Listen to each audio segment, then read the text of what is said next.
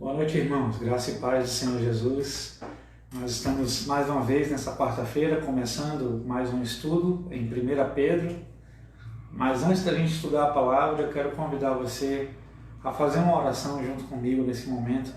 Então eu desafio você a se desprender de qualquer coisa que possa roubar sua atenção e vamos orar juntos ao Senhor para que Ele fale conosco essa noite. Vamos orar. Nosso Deus e Pai querido, obrigado pela oportunidade que o Senhor nos dá de conhecermos mais a Tua Palavra, ouvirmos do Teu Espírito Santo e praticarmos aquilo que o Senhor está nos ensinando. Ó Pai, que seja um tempo de aprendizado, um tempo de ouvirmos o Teu ensinamento através do Teu Espírito e da Tua Palavra e colocarmos ele em prática em nossa vida.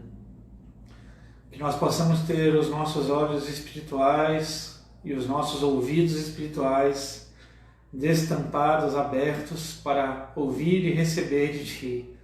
E que essa palavra desça ao nosso coração e se transforme em algo prático em nossa vida. Que a semente da Tua palavra possa frutificar frutos de justiça em nossa vida. É o que oramos em nome de Jesus. Amém. Amém. Quero convidar você a abrir sua Bíblia em 1 Pedro, capítulo 4, que foi onde nós paramos. Capítulo 4, paramos no versículo 7, semana passada. Nós vamos repetir o 7 e seguir em diante no capítulo 4, tá? Então, abre aí no versículo 7. A palavra de Deus diz: o fim de todas as coisas está próximo. Portanto, sejam sensatos e disciplinados em suas orações. Acima de tudo, amem-se uns aos outros sinceramente, pois o amor cobre muitos pecados. Abram sua casa de bom grado para os que necessitam de um lugar para se hospedar. Deus concedeu um dom a cada um e vocês devem usá-lo para servir uns aos outros, fazendo bom uso da múltipla e variada graça divina. Você tem o dom de falar? Então faça-o de acordo com as palavras de Deus. Tem o dom de ajudar? Faça-o com a força que Deus lhe dá. Assim, tudo o que você realizar trará glória a Deus por meio de Jesus Cristo. A Ele sejam a glória e o poder para todos sempre. Amém. Amados, não se surpreendam com as provações de fogo ardente pelas quais estão passando, como se algo estranho lhes estivesse acontecendo. Pelo contrário, alegrem-se muito, pois essas provações os tornam participantes dos sofrimentos de Cristo, a fim de que tenham a maravilhosa alegria de ver sua glória quando ela for revelada. Se vocês forem insultados por causa do nome de Cristo, abençoados serão, pois o glorioso Espírito de Deus repousa sobre vocês. Se sofrerem, porém, que não seja por matar, roubar, causar confusão ou intrometer-se em assuntos alheios. Mas se sofrerem por ser cristãos, não se envergonhem, louvem a Deus por serem chamados por esse nome. Pois chegou a hora do julgamento, que deve começar pela casa de Deus. E se o julgamento começa conosco, que destino terrível aguarda aqueles que nunca obedeceram às boas novas de Deus? E se o justo é salvo por um triz, o que será do pecador perverso?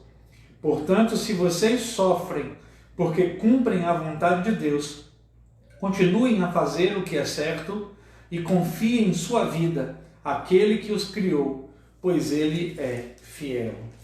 Amém.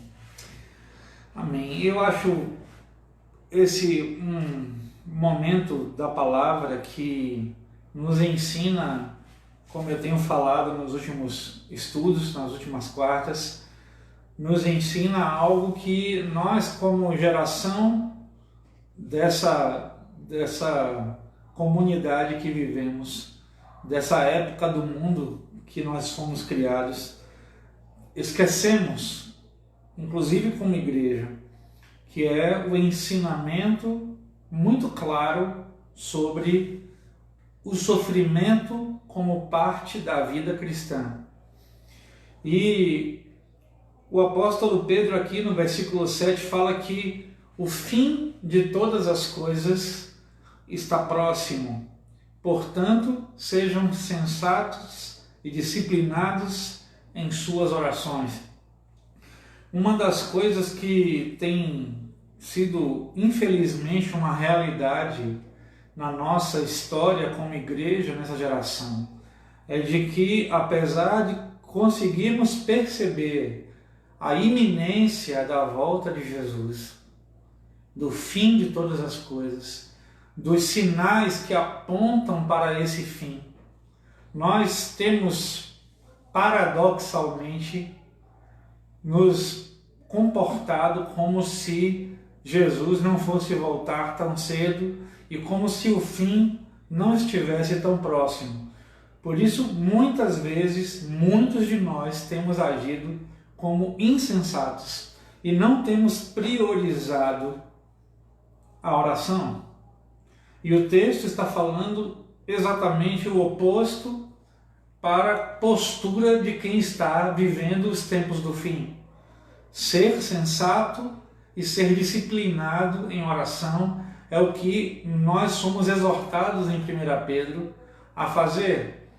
Nós temos muitas vezes mencionado nas nossas conversas, nos estudos e nos nossos bate-papos informais, quando falamos sobre os grandes moveres de Deus nas gerações anteriores à nossa, e na própria igreja primitiva, nós sempre exaltamos o poder de Deus que foi manifestado na terra através dos apóstolos, dos profetas, dos grandes homens e mulheres de Deus que passaram pela terra.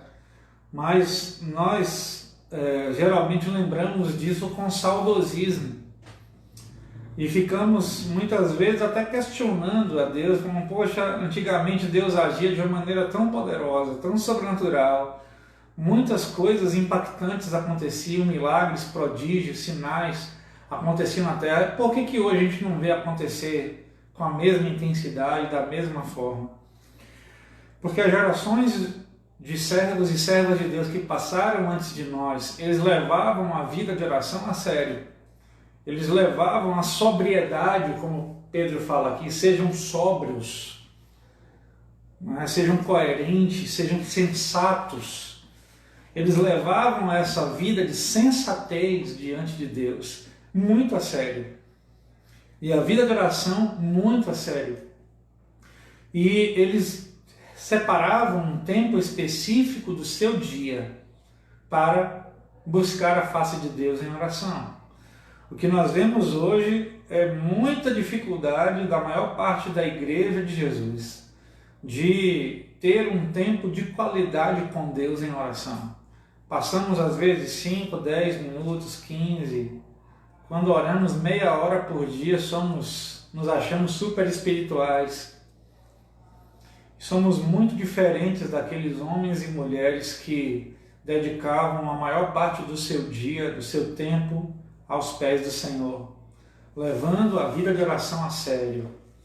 E você pode argumentar comigo dizendo que nós vivemos gerações, tempos diferentes, onde hoje temos que trabalhar 8, 10, 12 horas por dia, temos uma vida intensa, mas a vida intensa nunca impediu os servos de Deus de buscarem a Ele em oração. Existe uma história que diz que Martinho Lutero costumava orar de 4 a 6 horas por dia, e ele era um homem extremamente ocupado. Ele cuidava da tradução da Bíblia para o alemão, dos textos originais para o alemão. Ele escreveu diversos livros, ele liderava a Reforma Protestante, ele tinha encontros com lideranças políticas muitas vezes, e ele sofria uma perseguição implacável por parte da Inquisição, da Igreja Católica, mas apesar disso, ele encontrava um tempo de qualidade para o Senhor todos os dias, e ele orava 4 a 5 horas por dia, buscando a face de Deus.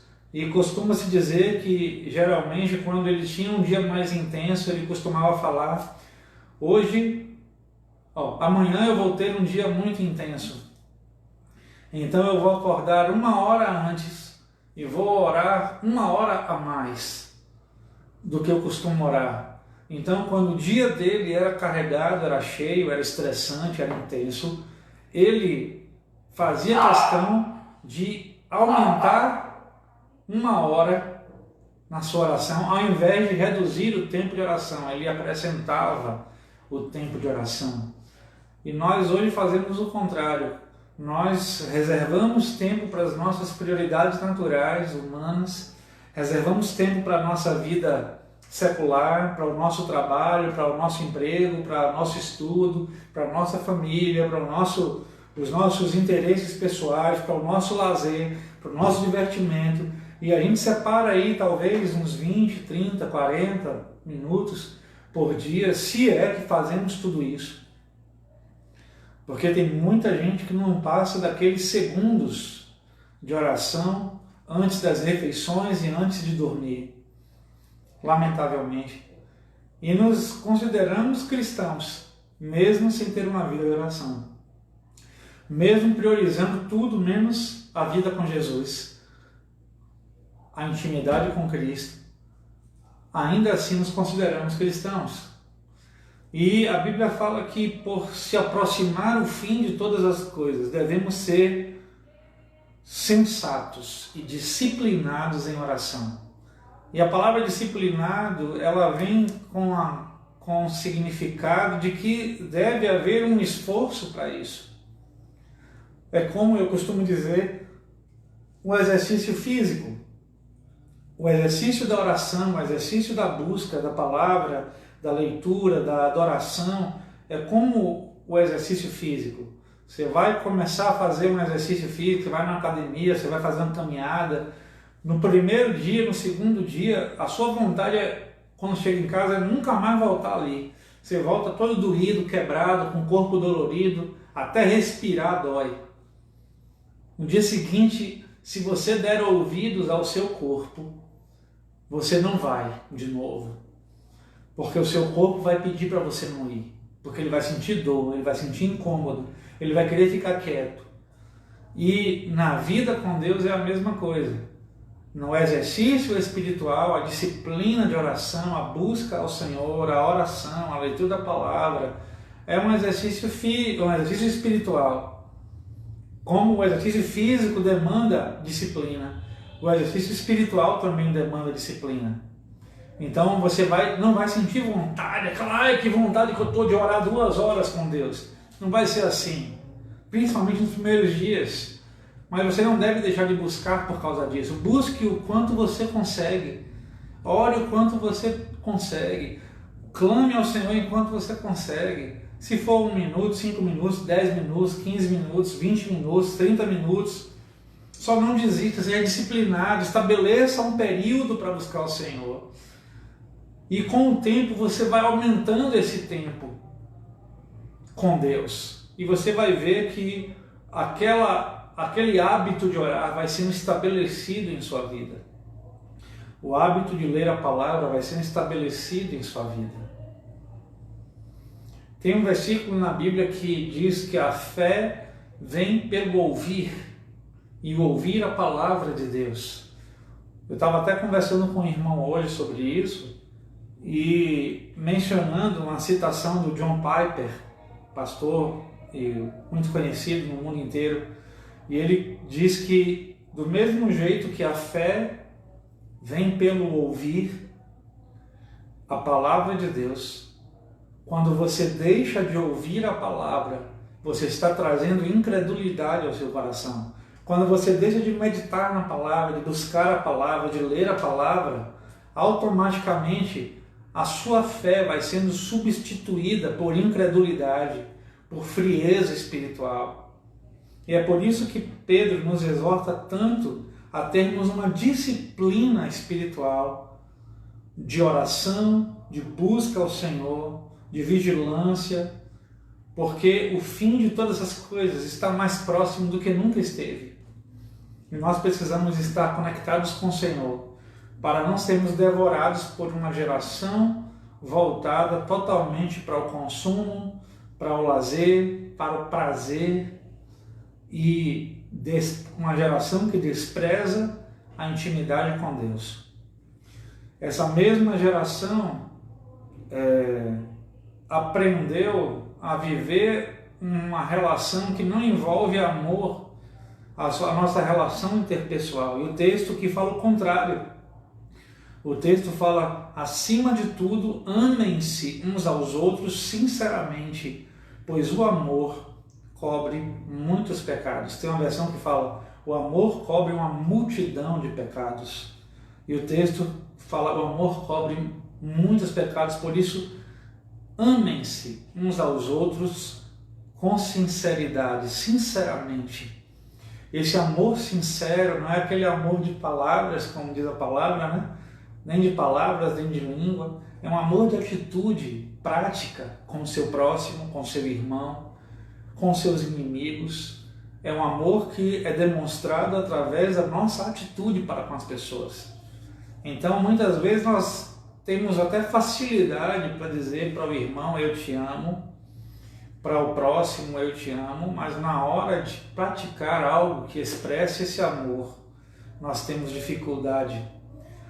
Eu me lembro o tempo que eu estava como seminarista em Recife. Eu tinha uma colega que fazia seminário e ela trabalhava com missões. E uma vez ela estava no trânsito, eu estava no carro e ela estava no carro e o carro parou num semáforo e um menino de rua parou na frente dela. Ela abriu o vidro e o menino falou, moça, eu tô com fome, por favor me arruma alguma coisa para eu comer, eu preciso de um dinheiro para comprar alguma coisa para comer, que eu não aguento mais. E ela virou para aquela criança com aquele olhar amoroso, misericordioso, virou para aquela criança e falou, Deus te abençoe. E aquela criança insistiu, mas moça, eu estou morrendo de fome, eu preciso de um dinheiro para comprar comida. E ela virou para aquela criança de novo e falou, Deus te abençoe. E o sinal abriu e a gente seguiu o caminho. E eu fiquei chocado com aquela situação, porque aquela criança precisava de uma atitude prática de amor, ou de uma comida, ou de um trocado para comida. Hoje a pessoa estava com fome. Ela não precisava de uma palavra de Deus te abençoe, mas era muito mais fácil falar Deus te abençoe do que abrir a carteira, a bolsa e dar alguma coisa para aquela criança. E muitas vezes nós fazemos isso. Nós espiritualizamos o amor e platonizamos o amor e transformamos o amor num sentimento ou numa coisa que não pode ser tocada, vivida, praticada. E o texto fala o contrário. Amem-se uns aos outros sinceramente, porque o amor cobre uma multidão de pecados. A prática do amor para o próximo, ela acaba anulando a malignidade, ela anula a pecaminosidade, ela anula o pecado, ela anula o poder do pecado na vida do nosso próximo. Quando amamos ao nosso próximo, estamos revelando Jesus para essa pessoa. Quando nos importamos com o nosso próximo, quando somos instrumento na vida dele de uma maneira prática, às vezes com um copo de água, um copo de comida, um prato de comida, um dinheiro, um trocado, uma compra, uma palavra de atenção, um ouvido emprestado para escutar os anseios daquele irmão, daquele próximo. Você está expressando amor. Amor não é quando você fala Deus te abençoe. Amor é quando você se presta a ser útil de forma prática na vida do seu irmão. Às vezes o irmão não está com fome, mas ele está precisando ser escutado por alguém. Às vezes o irmão não está precisando de dinheiro, mas ele está precisando de um ombro amigo. Às vezes está precisando de dinheiro também, às vezes está com fome também. Aí entra o discernimento, né, nosso para poder ajudar, abençoar, ser instrumento, ser canal na vida dos nossos irmãos e do nosso próximo. E a palavra fala isso aqui: acima de tudo, amem uns aos outros sinceramente, pois o amor cobre muitos pecados. E ele mostra que ele não está falando de um amor teórico, porque no versículo seguinte ele fala: abram sua casa de bom grado para os que necessitam de um lugar para se hospedar. Tem uma versão que fala: sede hospitaleiros. A gente não sabe muito o que é isso nesse tempo, né? Ser hospitaleiro, ser anfitrião, abrir de bom grado a nossa casa para as pessoas que precisam, abrir a nossa despensa, os nossos bens para aqueles que precisam, né? Mas o texto está falando: você quer amar, ame sinceramente, ame de forma prática, abra a sua casa, abra de bom grado para os que necessitam de um lugar para ficar, para se hospedar. Ele está falando isso como um exemplo, mas você pode ser canal do amor de Deus de muitas maneiras na vida das pessoas. Seja sensível ao Espírito Santo. O texto continua dizendo: Deus concedeu um dom a cada um e vocês devem usá-lo para servir uns aos outros, fazendo bom uso da múltipla e variada graça divina. E esse texto é muito revelador porque ele mostra que os dons, eles têm uma finalidade. Os dons ministeriais, os dons de serviço, eles estão em nós, eles foram entregues a nós, não para uma autoexibição ou para uma exaltação particular ou para alguma prática egoísta, mas deve ser utilizado para servir ao próximo. Quem tem o dom de falar, o dom de ajudar, não é? O texto está falando aqui: faça de acordo com as palavras de Deus. Tem o dom de ajudar, faça de acordo com a força que Deus lhe dá. Tudo que você realizar trará glória a Deus por meio de Jesus Cristo. Você tem dom, o seu dom é para servir. Dom é serviço, é ferramenta de trabalho. Tanto os dons ministeriais quanto os dons espirituais são ferramentas de trabalho para você servir ao corpo de Cristo e ao seu próximo. Não é interessante isso? Tem gente que considera dom como status espiritual. O fulano e tal tem o dom da palavra, tem o dom de profetizar, tem o dom de evangelizar, tem o dom de administrar, tem o dom de servir, tem o dom de hospedar, e acaba virando um símbolo de status espiritual isso. E o texto está falando: olha, o dom ele serve para servir uns aos outros. Tem uma versão que fala mutuamente, para que um sirva o outro e o outro sirva o um, através do dom que cada um tem. E o texto que está falando: faça conforme as palavras de Deus, faça de acordo com a múltipla e variada graça divina. Que bênção isso, né? O texto continua dizendo que não se surpreenda com as provações de fogo ardente pelas quais estão passando, como se algo estranho estivesse lhes acontecendo. Nós temos essa maluquice que fomos ensinados, sei lá de onde veio esse ensinamento perverso, não veio da palavra com certeza, de que o sofrimento é uma coisa estranha ao cristão, que a provação é a exceção e que a calmaria é a regra. Não é. A Bíblia mostra, não somente nesse texto, como em muitas outras passagens do Novo Testamento, de que a vida cristã ela é recheada de provações, recheada de tribulações, recheada de sofrimento. Isso é a marca da vida cristã. A gente foi ensinado de outra forma, como se a vida cristã fosse uma vida triunfalista, como se fosse uma vida que só andasse comendo e bebendo do bom e do melhor, sem sofrimento, e quando viesse sofrimento, o sofrimento era uma coisa muito transitória, temporária, e que era com certeza depois Deus ia trazer vingança para nós sobre aqueles que nos fizeram sofrer. Uma maluquice que a gente criou e acabou crendo nisso por muito tempo.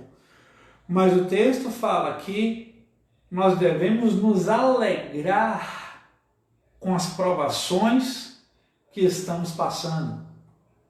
Parece uma doideira para a nossa geração, né?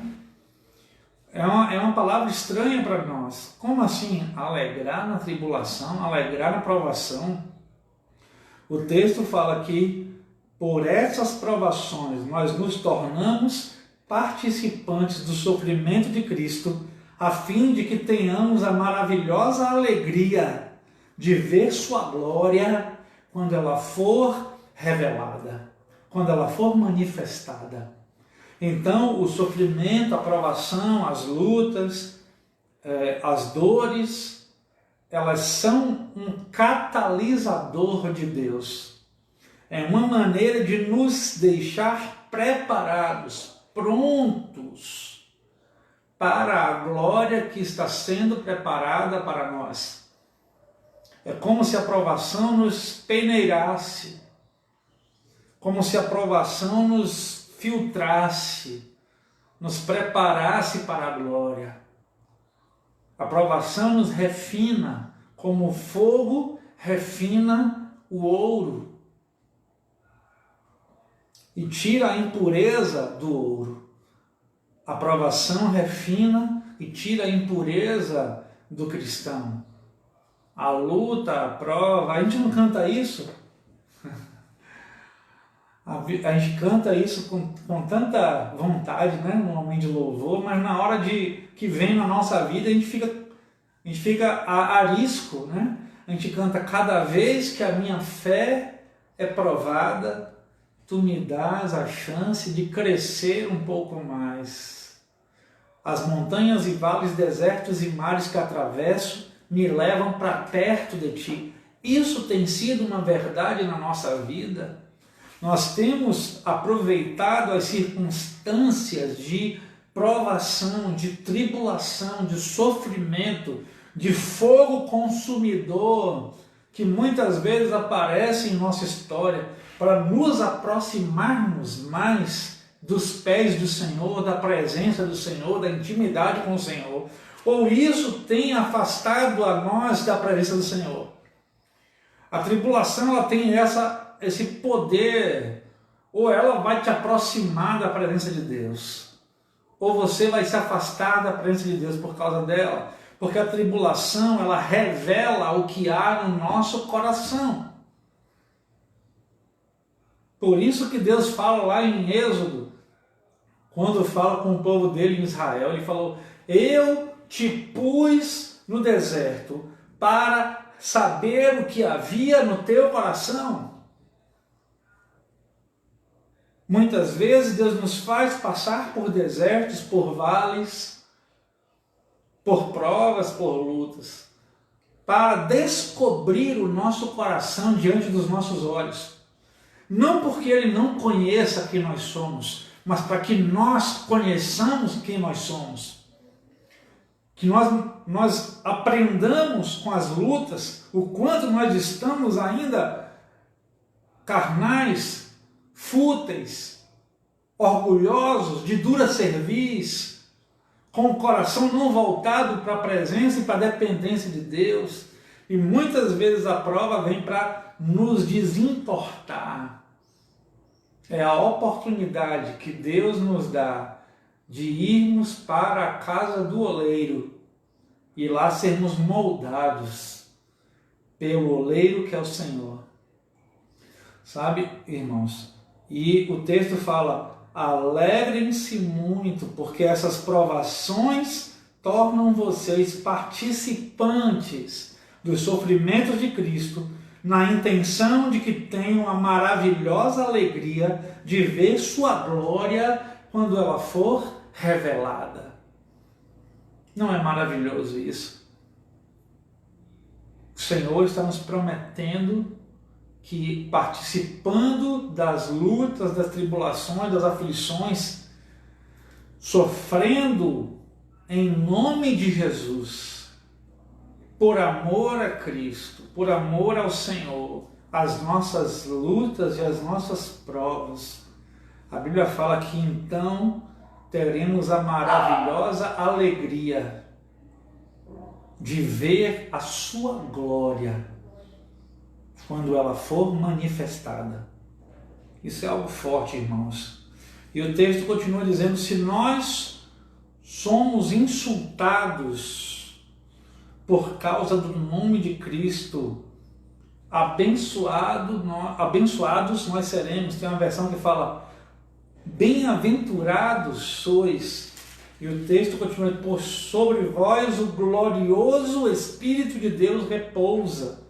Tem uma versão que fala: sobre vós repousa o Espírito da glória, o Espírito de Deus.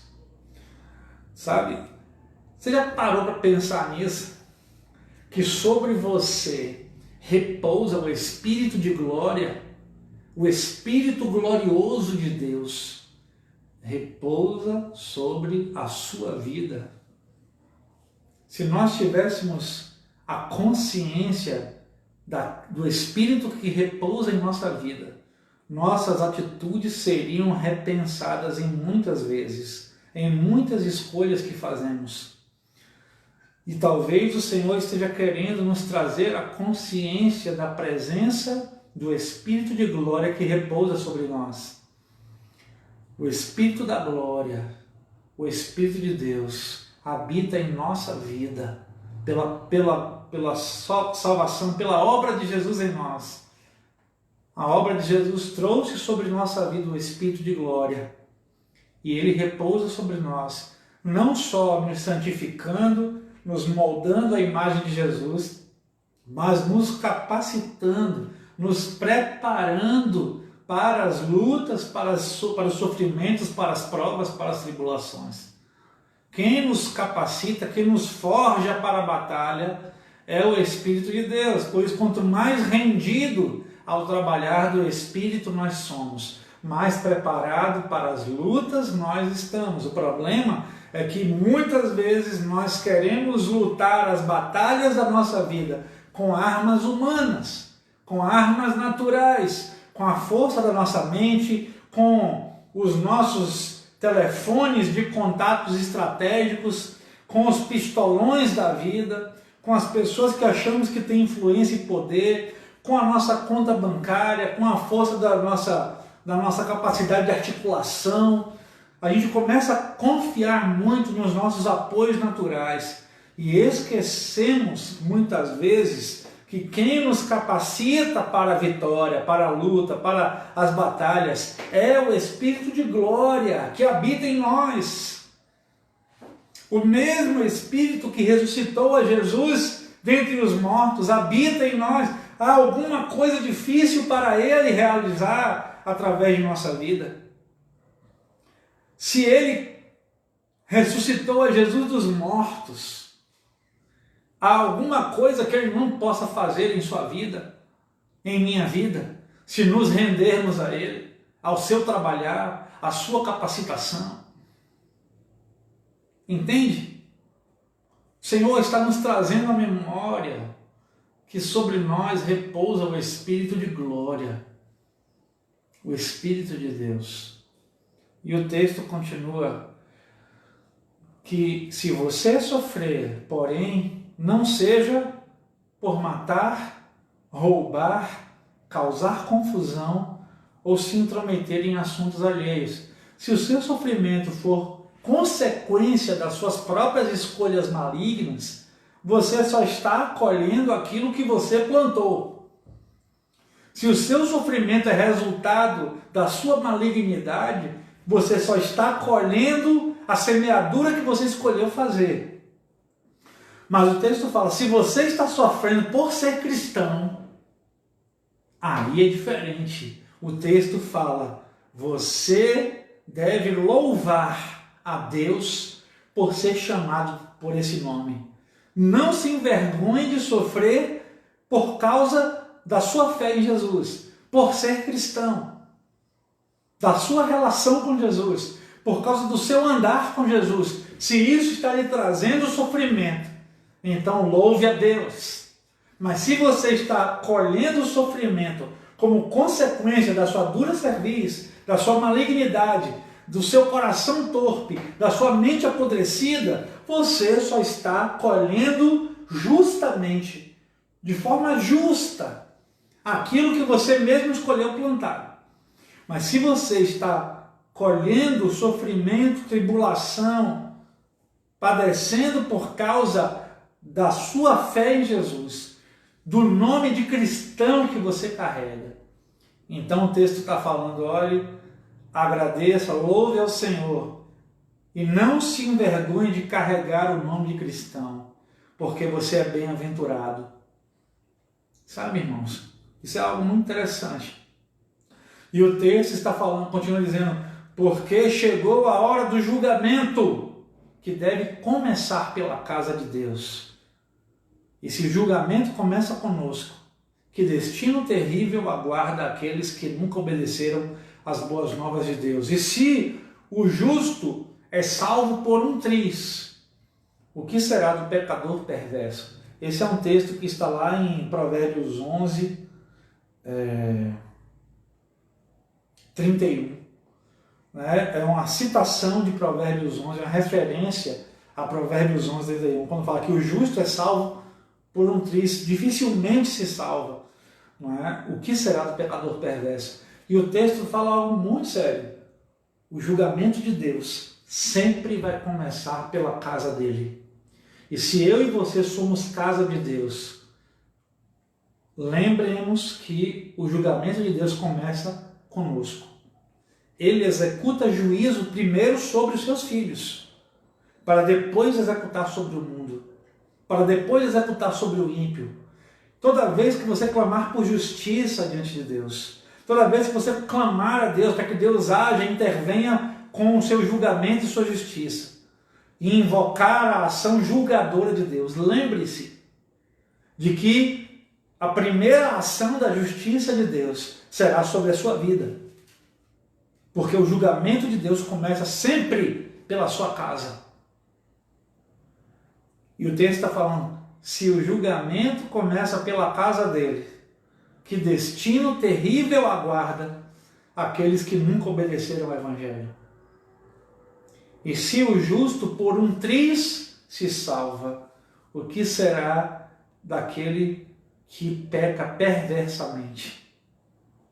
Peca por vontade própria. O texto está falando, portanto, termina dizendo assim, se vocês sofrem porque cumprem a vontade de Deus, continuem a fazer o que é certo e confiem sua vida àquele que os criou, pois ele é fiel.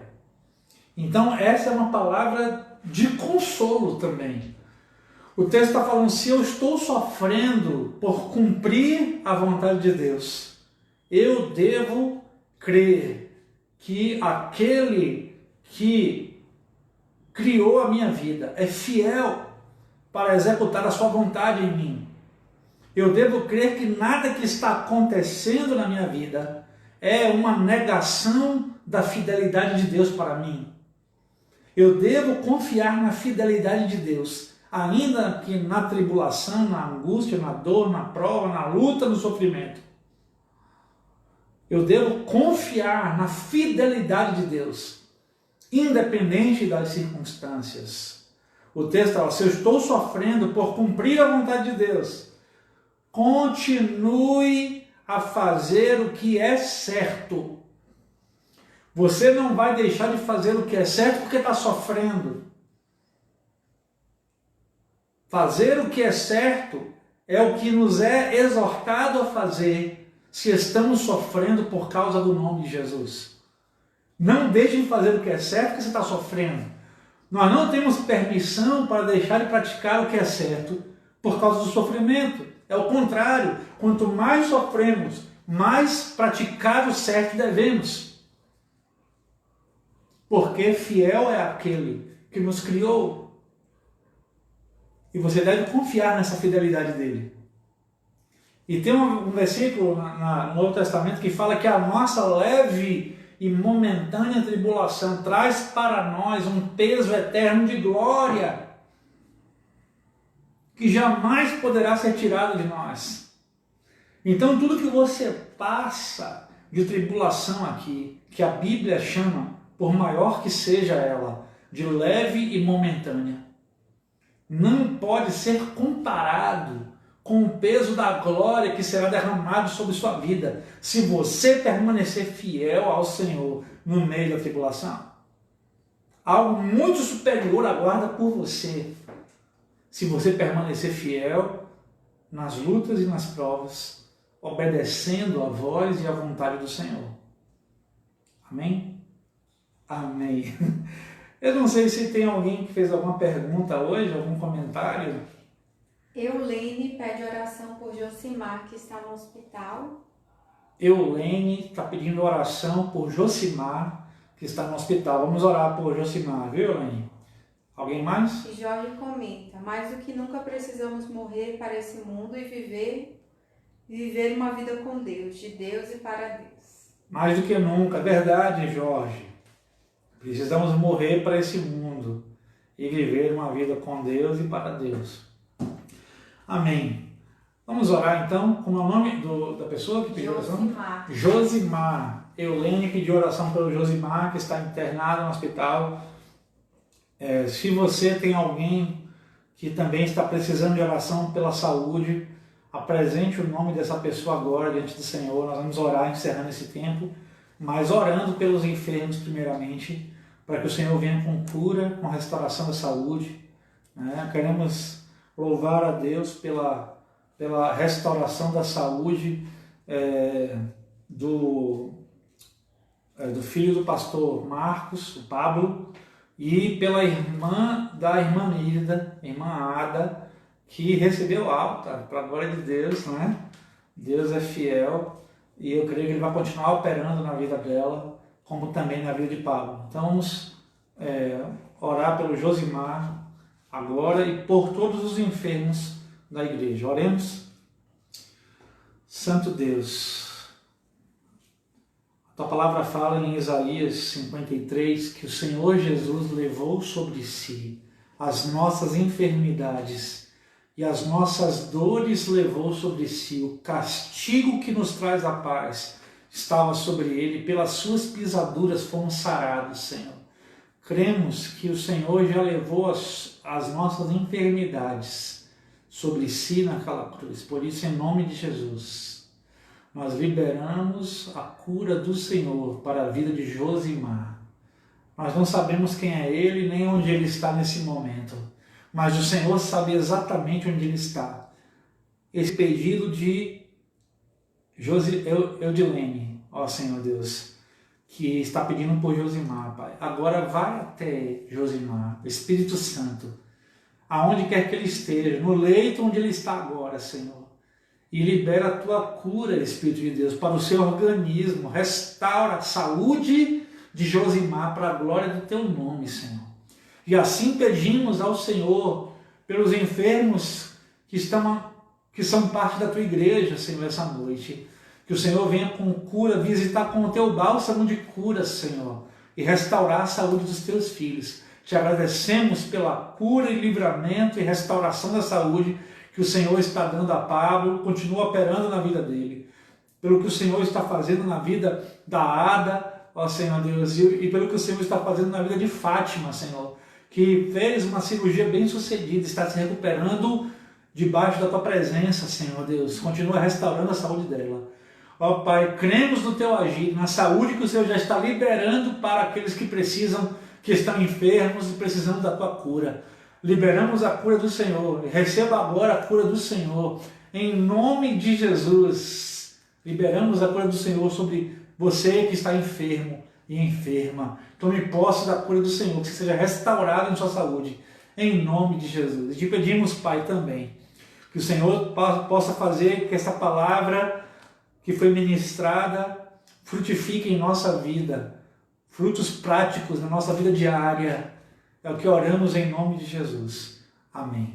Amém. Que Deus te abençoe. Até quarta-feira, às 8 da noite, se Deus quiser. E domingo, nossa transmissão às 7 da noite aqui, não só pela internet, mas presencialmente estamos nos reunindo no domingo às 7 da noite. Se quiser vir aqui, Major Cândido de Azevedo, bairro São Pedro, número 230, às 7 da noite estamos nos reunindo como igreja, tá? Deus abençoe sua vida e a paz do Senhor.